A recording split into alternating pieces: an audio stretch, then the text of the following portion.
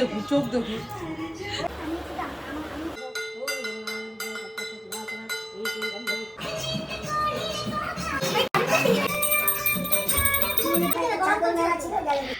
High friends, welcome back to my YouTube channel Rituparna Dasgupta's blog. তো আজকে হচ্ছে গণেশ পুজোর আগের দিন। তো আজকে আমি কোথায় যাচ্ছি জানো? আজকে আমি যাচ্ছি কুমোরটুলি। কারণ আগের বছরের গণেশ ঠাকুরটা ভাবলাম আজকের দিনই বিসর্জন দেব এবং ওখান থেকে নতুন গণেশ নিয়ে আসবো, যাতে ঘরটা আমার খালি না লাগে। ওই জন্য এর আগে আমি বিসর্জন অপেক্ষা করছিলাম যে আগের দিনই দেবো, আর যেই দিনকে দেবো গণপতি বাপ্পাকে আবার সেই দিনই ঘরে আনবো। তো ওই কারণেই যেমন ভাবনা তেমন কাজ। তো বেরিয়ে গেছি, একটু দুপুর বেরিয়েছিলাম, খুব দুপুরও নয়। খাওয়া দাওয়া করার পরে ওই ধরো 5টা 5:30টার দিকে বেরিয়েছি। যেতে যেতে প্রচুর লেট হয়ে গেছে, দেখো না অন্ধকার হয়ে গেছিলো। তো তো এই ঘাটে আমরা, এখানে একটা ঘাটে আমরা বিসর্জনটা দিয়ে দেবো। তো খুব সুন্দর লাগছিল আকাশটা। এই ক্রসিংয়ে একটু দাঁড়াতে হলো ট্রেনের জন্য, গাড়িটাকে একটু পার্কিং একটু দূরে করতে হয়েছে, কারণ ওই জায়গাটা প্রচণ্ড মানে গিঞ্জি, তো ওখানে গাড়ি রাখা যাবে না। তো এই যে চলে এসেছি ঘাটে, ঘাটটা একদম মানে পিছল ছিলই না, খুব ভালোভাবেই আমি বিসর্জন দিতে পেরেছি। ভাইয়ের সাথে মিলে দিলাম, ভাই আর আমি দুজন মিলে গিয়ে ঠাকুরটাকে বিসর্জন দিলাম। এতদিন ছিল তো গণপতি বাপ্পা, তো একটু তো মানে মনেও দুঃখ লাগছিলই, কিন্তু এই মুহূর্তে আবার একটা কিনে নেবো গণপতি বাপ্পাকে, তো ওই কারণে চিন্তা নেই। তো এখানে একটু খাওয়া দাওয়া করে নিচ্ছি, খিদে পেয়ে গেছে। পেট পুজোটা ভীষণ দরকার, বুঝলি তো। আর এখানে একটা বোন বললো যে ও রিলসে দেখেছে নাকি খুব ফেমাস একটা দোকান, তো ওখান থেকেই খেলাম। তো এবার এখানে গণপতি বাপ্পা দেখছি, অনেক গণেশ ঠাকুর ছিল প্রচুর। আমি কী নেব কোনটা নেব আমি নিজেই কনফিউজড হয়ে যাচ্ছিলাম। এক একটা এত সুন্দর, কিন্তু ভীষণ দামি। এত দাম চাইছিল না, এত দাম চাইছিল, এরা এত ওভার রেটেড যে এত যা ইচ্ছা দাম চাই। মানে কোনো দোকানে, এক দোকানেই এক এক সময় এক একটা দাম বলছে, কখনো বলছে 4,000, কখনো বলছে 5,000, কখনো বলছে 2,000, কখনো বলছে 1,000। মানে ওদের নিজেরাই জানে না, ওদের কোনো ফিক্স দামই নেই। তো যাই হোক, একটা গণেশ আমরা নিয়ে নিলাম। সেটা তোমাদেরকে এখনই দেখাবো না, দেখাবো কালকে সকালে। আমাদের পুরোহিত আসবে, তারপর গণেশের মুখ খুলবে, তার আগে আমরা গণেশকে দেখাবোই না। তো এটা নিয়ম, আমাদের কিচ্ছু করার নেই ফ্রেন্ডস, তোমাদেরকে ওয়েট করতে হবে। আর গণপতি বাপ্পার মুখ দেখতে গেলে তোমাদের কিন্তু ব্লগটা পুরো কন্টিনিউ করতে হবে। গণেশ পুজো চলে আসা মানে কিন্তু বাকি সব পুজো চলে আসা, ফেস্টিভ সিজনে স্টার্ট হয়ে গেল। এরপরে দুর্গা পুজো, তার আগে বিশ্বকর্মা পুজো আছে, তারপরে কালী পুজো, তারপর তো চলবে। তো সেই কারণে কিন্তু গণেশ পুজো এলে মনটা আরও অনেক ভালো হয়ে যায়। তো এই বাড়ি চলে এসেছি।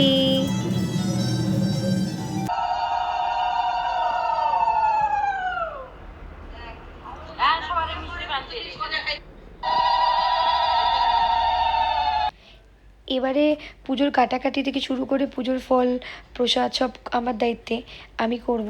আর এমনিতেও আমি গণেশ পুজোটা আমিই শুরু করেছি, আমি মানে আমার বিয়ে হওয়ার পর থেকে এই পুজোটা আমার শুরু করা, আমার মানে বরের বাড়িতে।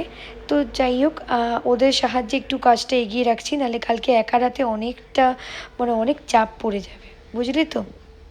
তো সবাইকে গুড নাইট বলে এই ব্লগটা আমি শেষ করলাম। আবার দেখা হবে কালকে সকালে, এই ব্লগটি আমি কন্টিনিউ করব। সবাইকে হ্যাপি গণেশ চতুর্থী আর বা শুভ গণেশ পুজো, যাই বলো। তো চলো আবার দেখা হবে কালকে, রাতও অনেক হয়ে গেছে, কালকে অনেক কিছু করতে হবে, অনেক ভোরে উঠতে হবে। তো চলো বাই। আর কেমন সাজালাম কী করলাম সেটা একদম এখন বলবো না, এখন দেখাবো না, একবারে কালকেই দেখবে। চলো bye, good night. Good morning friends. তো সবার ফার্স্টে জায়গাটার মধ্যে একটা সুন্দর দেখে চাদর পেতে নিচ্ছি, যাতে দেখতে খুব সুন্দর লাগে। লাইট ফাইটগুলো জ্বালিয়ে নিলাম। কালকে সকালে বলছি, আজকে সকালে উঠে দেখি ফুলগুলো সব পড়ে গেছে। তো কাজ যাই হোক আমার সেই বেরিয়েছে, তো আমি ফুলগুলোকে আবার নতুন করে লাগিয়ে দিলাম। কালকের কাজটা আমার মানে কালকে ফুলের ব্যাপারটা মনে না করলেই ভালো হতো, কারণ পুরো রাত ধরে না থাকেনি। কালকে মোটামুটি বর করে দিয়েছিল, কিন্তু আজকে আবার আমাকে করতেই হলো। মানে গণপতি বাপ্পা আমার হাতেই চাই। তো এখানে কাকিমা কিছু ফল কাটছে, আর ওখানে সব বাকি যে দায়িত্বগুলো ছিল, যেরকম প্রত্যেকটা প্রসাদ কে এক জায়গায় করা, আলাদা আলাদা প্লেটে সাজানো, তারপরে আরও তো অনেক কাজ থাকে, যেরকম ধূপকাঠিগুলোকে সাজানো, বাকি যে যা যা জিনিসপত্র লাগবে সেগুলোকে সাজানো গোছানো, সব ওগুলো বসে বসে করছিলাম। তো অনেকগুলোই বেশ মিষ্টি মিষ্টি মোডক ফোডক আনা হয়েছিল। তো সেগুলো করতেও অনেকটাই সময় চলে গেছে। তার মধ্যে মানে আমাদের যে পুরোহিত মশাই সেও খুব তাড়াতাড়ি আসবে টাইম দিয়েছে, অলরেডি সে একবার এসে ফিরে গেছে, তখনও সবটা রেডি করা সম্ভব হয়ে ওঠেনি। তাই এবারে আরও হাত জোরে জোরে হাত চালাচ্ছি তাড়াতাড়ি করে সবটা হয়ে যায়। তো ঠাকুরের সামনে না আমি না প্রথমে ভেবেছিলাম যে গণেশের সামনে হয়তো কোনো আলপনা করতে হয় না, এটা শুধু লক্ষ্মী সরস্বতীর সামনেই করতে হয়। দেন সবাই আমাকে বললো না না কর, তো আমি ফুল দিয়েই করে দিয়েছিলাম মাথায় বুদ্ধি খরচা করে। এখানে মা চলে এসছে হেল্প করতে। মা এলো তো অনেকটা হেল্প আমার এগিয়ে দিল। মানে মা সব প্রদীপগুলো সুন্দর করে করে সলতে দিয়ে দিয়ে জ্বালিয়ে দিচ্ছিল, সেটাও একটা বড় ব্যাপার আছে। এখানে আমি আর মা বসে আছি, মা মন দিয়ে কাজ করে যাচ্ছে। মা ফটাফট কাজ করার ক্ষমতা রাখে, মানে আমি যত লেট আমার মা তত ফাস্ট।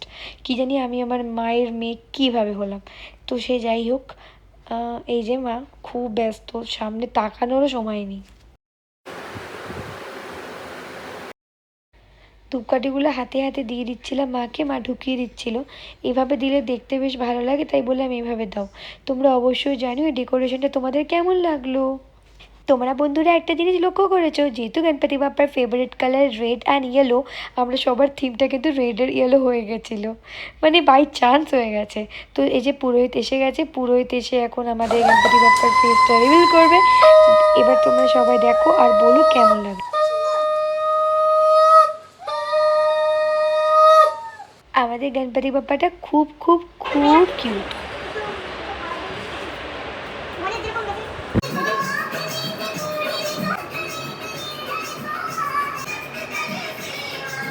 পুরো তোকে ঝালে ছেড়ে তুলছি।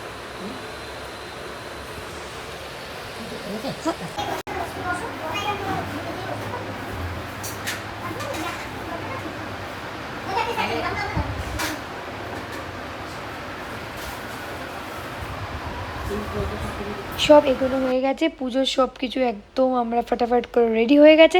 এবারে পুরোহিত এসে গেছে, এবার আমাদের পুজো শুরু হবে। তো জায়গাটা কিন্তু অবশ্যই বলো কেমন সাজিয়েছি, পুরো ডেকোরেশনের আইডিয়াটা কিন্তু আমার। তাই তোমরা অবশ্যই জানিও যে এই জায়গাটা গণপতি বাপ্পার এই ব্যাপারটা তোমাদের কেমন লাগলো।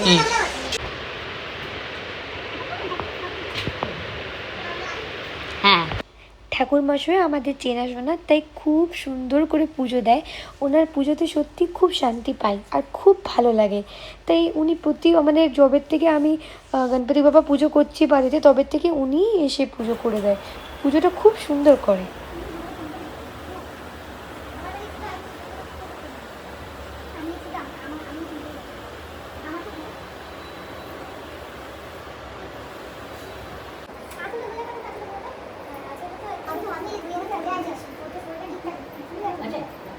হেঁটে যেতে এটা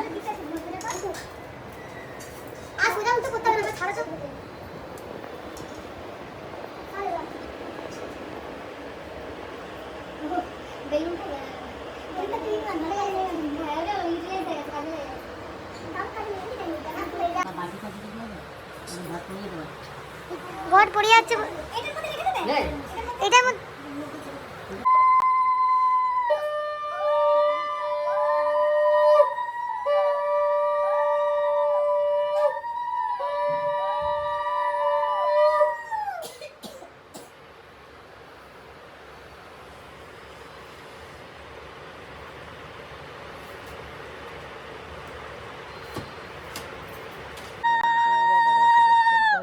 ओम देव भगुर भे नमः ओम तत् नमो नारायण भे नमः ओम श्री शरण देशके बाली का के ओम नमो नारायण भे नमः एते गंध पुष्पे ते गंध नमो नारायण भे नमः ओम देव भगुर भे नमः ते नमः ओम नानाविध पुष्पे ओम श्री मंगले नमः एते गंध पुष्पे ते ओम श्री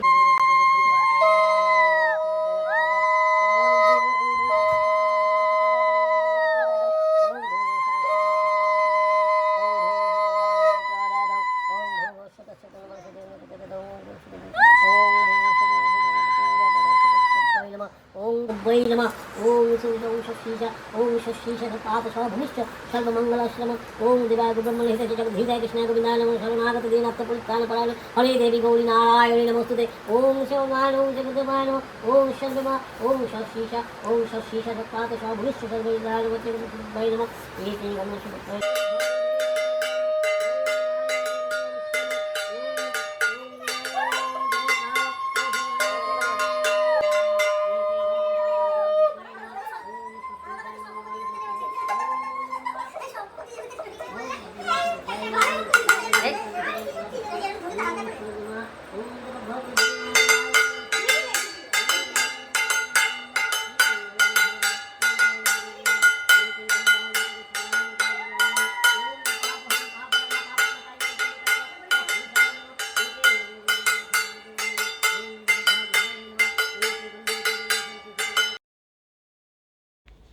গণপতি বাপ্পার পুজোটা এত কিউট লাগে যেন মনে হয় নিজের ভাইয়ের মানে ভাইয়ের পুজো, ভাই ভাই ফিল আসে না?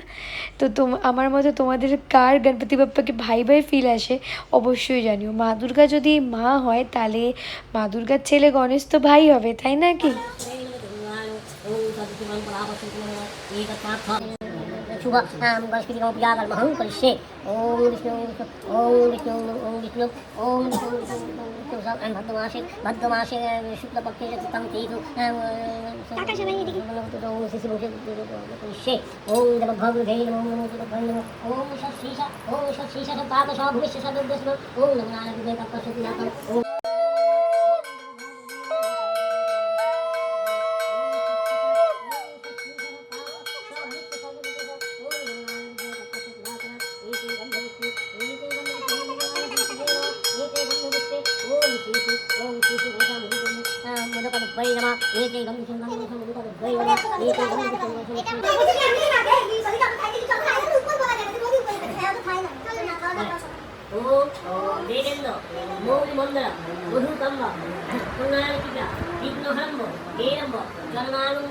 एतानि शौचन्दन पुष्प बिल्लपत्राञ्जलि श्री श्री गणेशाय नमः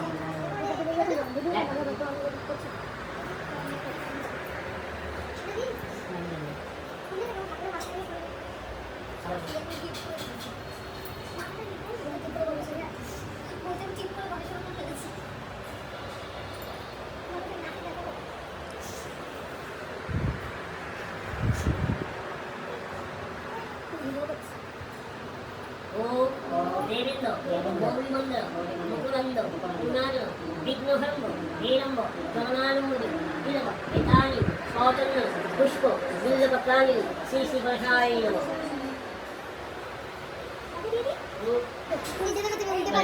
ओम देवेन्द्र मौली मकंद मकरंद पुनाकल विघ्नहरंब हेरंब जगनानंद हेरंब एतानि शौचन्दन पुष्प बिल्लपत्राञ्जलि श्री श्री गणेशाय नमः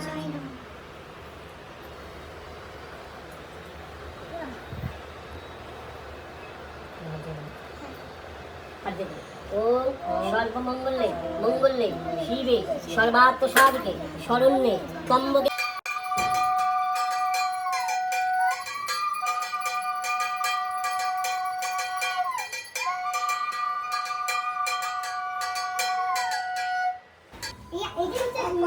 সকালবেলা ছিল গেল কি সেখানে গরম তো কমছে না হলে না গরম 3 মিনিটে রোদ গরম কমছে ও দিদি গেছি না গরম কমছে দুবার নেই আমার কথা তুমি কি জানো হ্যাঁ এই তোরা আরতি করছিস ওটা পরে আরেকটা নিমে গেছে হ্যাঁ পরে দাঁড়িয়ে করে দিবি কিন্তু এটা ধুলো থাকলে হয় এটা কি পিতা মহাদেবা জয় গণেশ জয় গণেশ জয় গণেশ দেবা জয় গণেশ জয় গণেশ জয় গণেশ দেবা মাতা জাতি পার্বতী পিতা মহাদেবা মাতা জাতি পার্বতী পিতা মহাদেবা তুমি করো না এবারে না ওরা করলে আরে করো সবাই করো এটা করতে হয় এই তো চলে এসেছে করো ঠিক টাইম আতে ভাষা চলে এসেছে বুঝলা অনেকটা ভাবে আরে আস্তে আস্তে আস্তে দেখে নেবে আমি এখান থেকে আসো বড় বড় এটা লাইভ করছি এত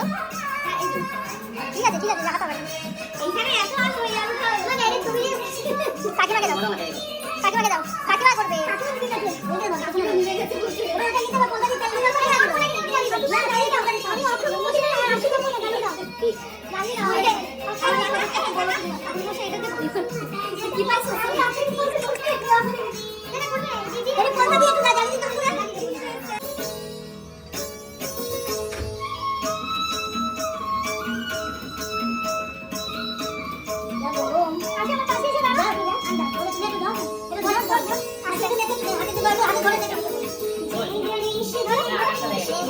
আর উপরে রক্ত দেখা যাচ্ছে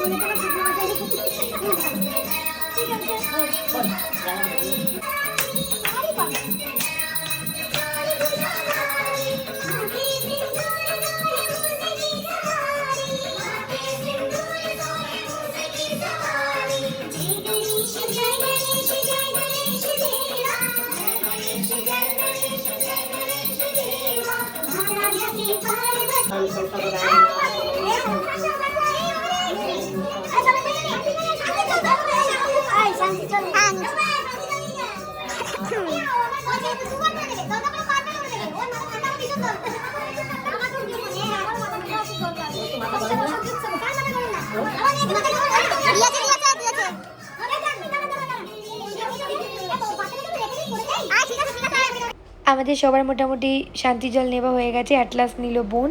আর এখানে একটা ছোট্ট নিউ গণেশ এসছে আমাদের বাড়িতে, তাকেও একটু দেওয়া হলো। আর এই লাইটওয়ালা গণেশটা কোথা থেকে মেঘ চলে এলো। অ্যাট লাস্ট পুজোর পর আমি আর সিম্বু ডার্লিং একটু ফটো ভিডিও তোলার একটু সুযোগ পেয়েছি, ওটাই আমরা কাজে লাগিয়ে তুলছি। আর এখানে পেছনে যে গণেশের মূর্তিটা পুরো মনে হচ্ছে যে গণেশের এখানে মূর্তিটা আমাদের আছে।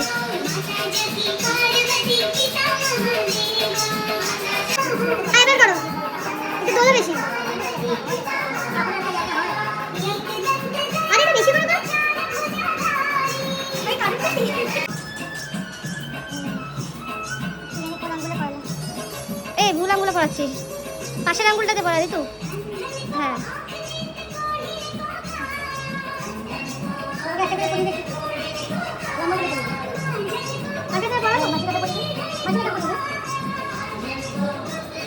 মাকে পড়া সিঁদুর পড়াচ্ছিস, নোয়াতেও দে সবাইকে, নোয়াতে পড়া। আমাকে টিপিতে দাও,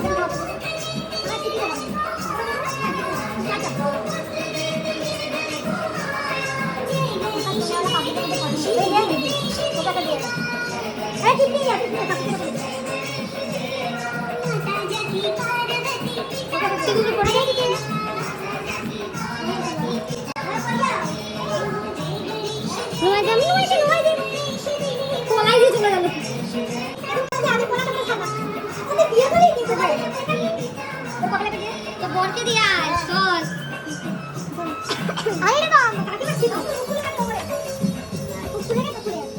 উঠে বস, চলবে। আর না গরমে পাচ্ছি না, গরম বাইরে আমি শাড়ি পরেছি, আমার গরম লাগছে না। দেখুন দেখুন কি সিঁদুর চুড়ি পরে আমার নিজেকে দেখতে এসছে। এই দেখুন এই দেখুন এই দেখুন চোখ দেখুন। চল আমরা গিয়ে মোটা করে লাড্ডু খাবো। আমাকে এই শাড়িটাতে কেমন লাগছে অবশ্যই জানিও। এই শাড়িটা আমি বিয়েতে উপহার পেয়েছি, কি সুন্দর।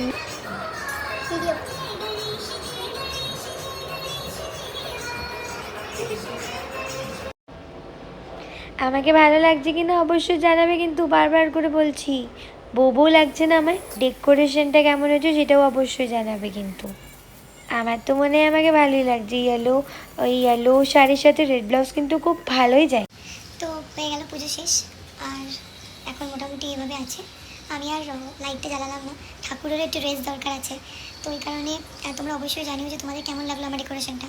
চুলের অবস্থা তো খুব খারাপ, তাই ছেড়ে দাও। আর আমাকে এবার কেমন লাগছে সেটা অবশ্যই জানিও, আর কেমন সাজিয়েছি সেটা অবশ্যই জানিও। ঠাকুরটা ভীষণ সুন্দর ছিল। আর সবাইকে হ্যাপি গণেশ চতুর্থী। সবাই দিনটা খুব এনজয় করো আর ভালো করে কাটাও। আর গণেশ পুজোটা সত্যি আমার ভীষণ ভালো লাগে করতে, ভীষণ মন থেকে শান্তি পাই। বাড়ির পুজো শেষ করার পর আমি আর আমার বর এসেছিলাম ঠাকুর দেখতে। তো আর বেশি ব্লগ কিন্তু নেই, ঠিক আছে? তো চলো ফ্রেন্ডস, গুড নাইট। আবার দেখা হবে নেক্সট ব্লগে। ব্লগটা পছন্দ হলে লাইক আর সাবস্ক্রাইব করতে ভুলো না কিন্তু। বাই।